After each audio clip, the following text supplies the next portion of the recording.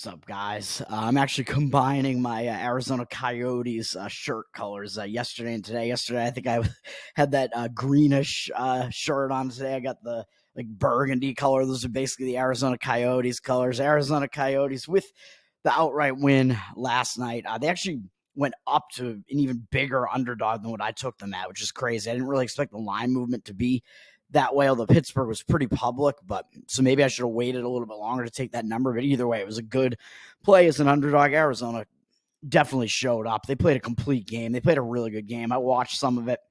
They were absolutely up for that game. They never trailed at all in the game. They were winning by one repeatedly, and it was tied much of the game as well. Although they led more of the game than it was tied, but then they really had a good third period too and just put it away. And I don't even think Pittsburgh went to the empty net at the end. I think Pittsburgh just they just packed it in. Interestingly, Arizona had not beaten Pittsburgh, I believe, since 2017, and that was in overtime. They hadn't beaten them in regulation since 2015, which is crazy. But it was a nice confluence of events here where Arizona this season is a little bit better than they probably have been, I think, in really any of those seasons. And Pittsburgh maybe a little bit down from where they usually are because they're usually a really good team. And they're not bad this year, but not as good as maybe in some of those other seasons. So nice one there.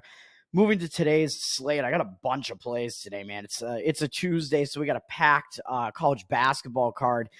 Get into the college basketball. Hopefully I can get this done quickly. I'm playing against teams that are, I think, in big letdown spots in every one of these cases. First up, we'll look at UCF against West Virginia, and I am on UCF -7.5 in this one. I obviously, this is a situational, so all of these are situational spots. West Virginia, let's see, UCF is actually down from 8.5 to 8. I don't see any of the percentages yet. I laid 7.5 with UCF, which I think is also probably fine. West Virginia, neither of these teams are good, but UCF is the better of the two teams. West Virginia, very, very down this year, man. They, even though they have a couple of nice wins in the Big 12, and they've had a pretty difficult schedule, Ken Bum has them ranked 132 and has UCF 72. He has UCF winning this game by 9, and that coupled with the fact that it's a gigantic letdown spot for West Virginia, and this is they're having to go on the road to an unfamiliar environment in UCF because UCF is new to the Big 12, so these Big 12 teams are not used to having to go there. So everything about the situation puts me on UCF, and I think the number is also fine for it, even though it looks like it's gone down a little bit. West Virginia, like I was about to say, very down this year. They've had a lot of turnover. They don't really have very good personnel on this team this year. But what are they coming off of? Well, they just upset Kansas, which was a gigantic upset on their own floor. And if you watched the end of that game, the refs had to put time back on the clocks. They had to tell the crowd to not rush the court yet. And the crowd was all they'd rushed down right to the edge.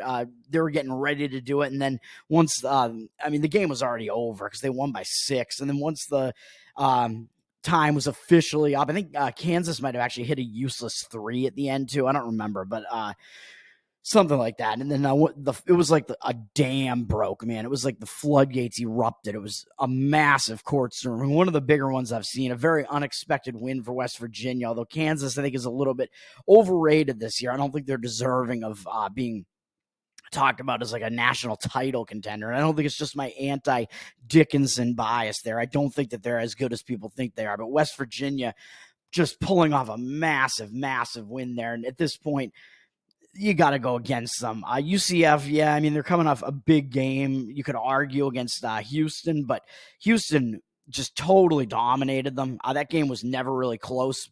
UCF, the statistics are actually somewhat close in that game, except that UCF shot 18% from the field in the entire game, man. Houston's defense is really, really good, but 18%, that's just, you don't see that ever. So that's just a total outlier of a result there. So UCF actually played better than what that score looks like. So I like UCF in this one. Or I don't like West Virginia having to go into an unfamiliar environment in a letdown spot. So I'm laying the points with UCF here. I think people might look at this and think, well, who's UCF? They're not good. And both of these teams actually upset Kansas. So people might consider that to be a wash as well. They both beat Kansas on their own floor. They both beat Texas, I believe. So people might just consider all of that to be a wash. And then, West Virginia did get totally blown out by Houston, but UCF didn't do well against Houston either. So I don't know. They've had basically the same results against the common opponents. So people just might throw that out the window. I like UCF in that one. So that's first play. Second play, all of these are 7:00 slate games. We're going to take Georgia Tech plus 3.5, although I think for the most part, this line's at 2.5. I saw like some wide variance there. I think there might be threes out there still. This is fading Pittsburgh. I do like this one quite a bit. I think that, like I said, I think the line was all over the place. Like I saw 2.5s, threes, and 3.5s when I went to go take it. So I think taking a 3, I think, is also fine in this one. I know I bashed Georgia Tech on Saturday because I went against them and I played Virginia, but Georgia Tech was in a bad spot. They were coming off back-to-back games where they took Duke almost to the wire, and then they beat Clemson in double overtime as a huge underdog. So they were in a bad spot against Virginia. They didn't play well, and now I think it might be time for them to have a bounce-back spot here.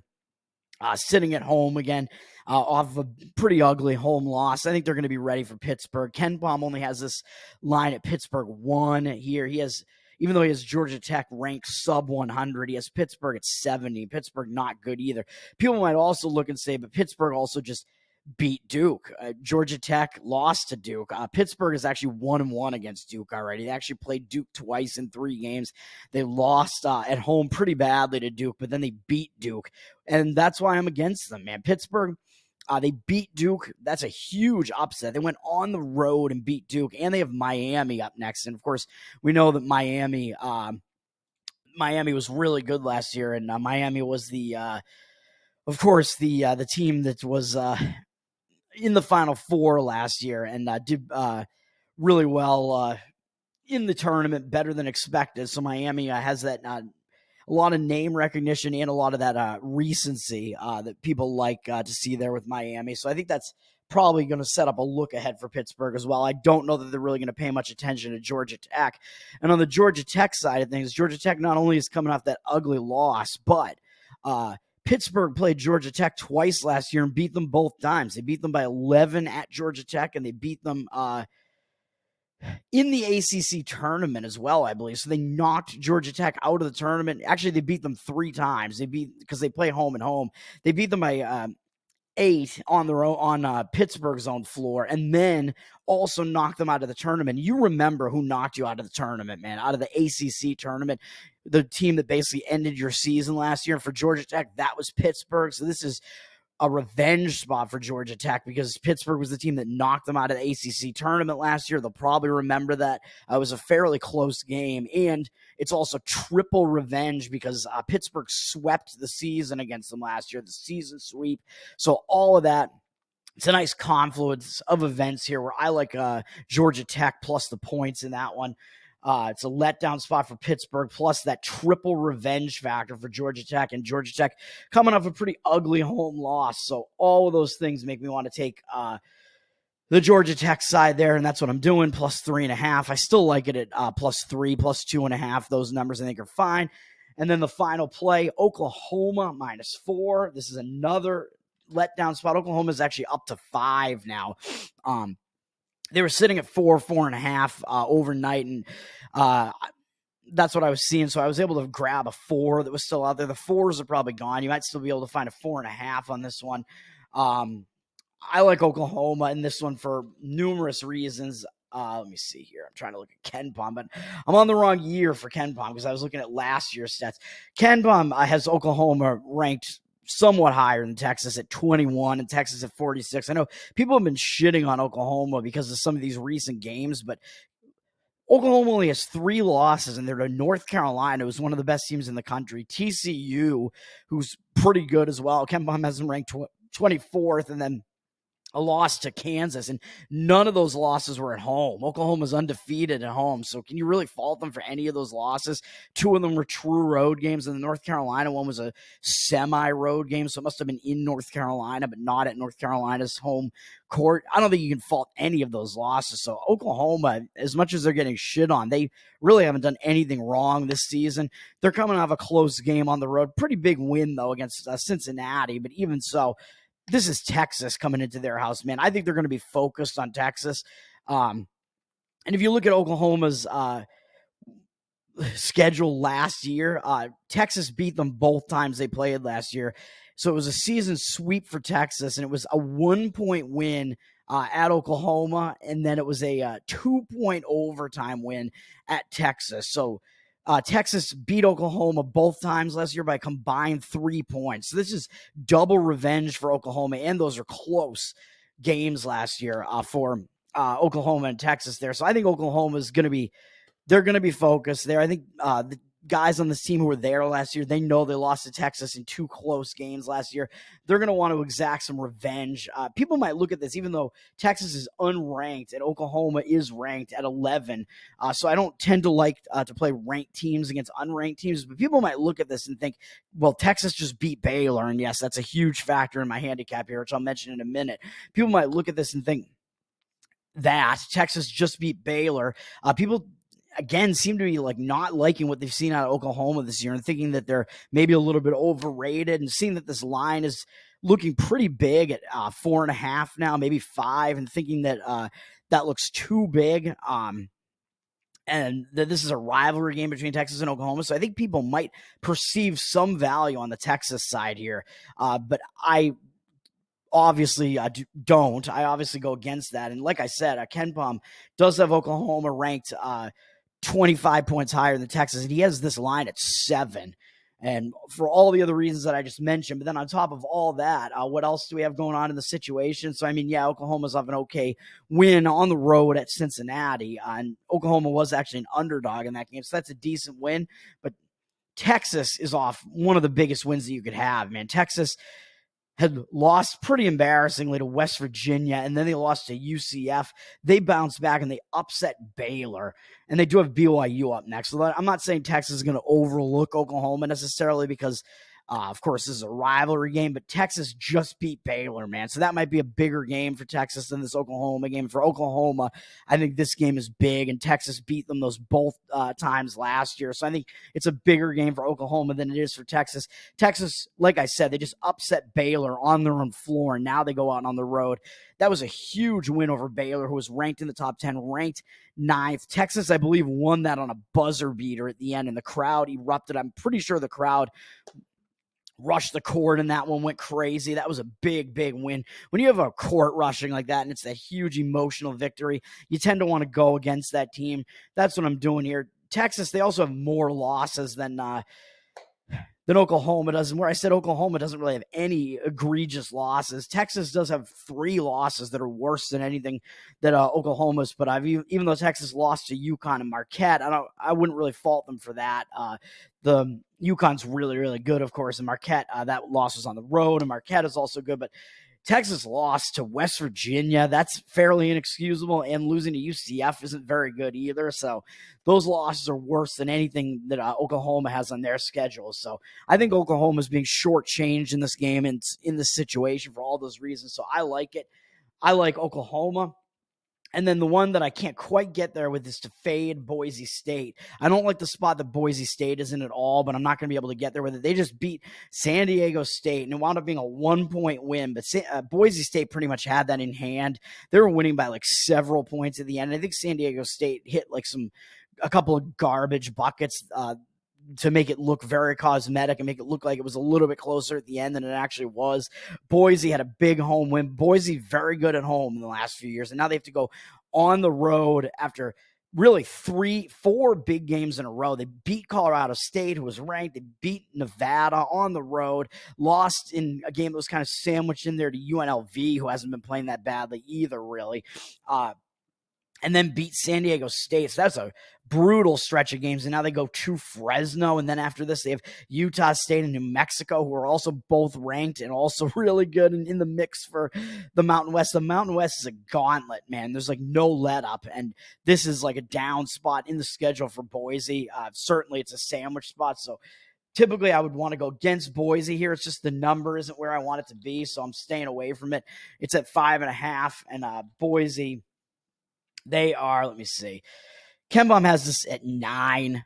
He has Fresno ranked very, very low. And he has Boise in the 50s at least. So Boise, not too bad, but I just can't do it, man. Fresno, they are off a pretty bad loss to Utah State, but Utah State's very good. So they lost by 20-something, though. So I think Fresno probably will want to show up for this, but the number I just don't think is giving us that much value in taking it. So that finishes off the college basketball. Quickly before I get out of here, we got NBA. I'll talk about one game in the NBA that I'm on, which is the New York Knicks.